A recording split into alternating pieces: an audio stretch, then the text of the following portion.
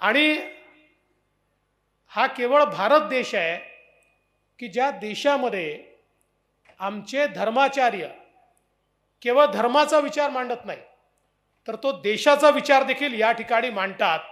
आणि म्हणूनच आत्ताच ज्यावेळी परमपूजनीय आचार्य विशुद्ध सागर महाराजांनी उपदेश दिला, तो केवळ जैन धर्मापुरता उपदेश नाही दिला, तर या संपूर्ण भारतभू करता त्यांनी उपदेश दिला.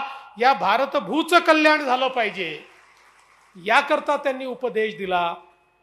हीच खऱ्या अर्थानं आमच्या विचारामध्ये, आमच्या आचारामध्ये जे अंतर आहे ते अंतर आपल्याला या ठिकाणी पाहायला मिळतं. आणि म्हणूनच आज हा हजारो वर्षाचा जो विचार आहे की जो पुण्य पुरातन देखील आहे पण त्याच वेळी नित्य नूतन देखील आहे, तो हजारो वर्षापूर्वी देखील तेवढाच सुप्रस्तुत होता आणि हजारो वर्षानंतर देखील तो तेवढाच सुप्रस्तुत आहे. किंबहुना हा विचार आज वेगळ्या परिस्थितीमध्ये संपूर्ण जगाला स्वीकारावा लागतोय, ज्यावेळी संपूर्ण विश्वाच्या अस्तित्वावर प्रश्नचिन्ह निर्माण झालाय.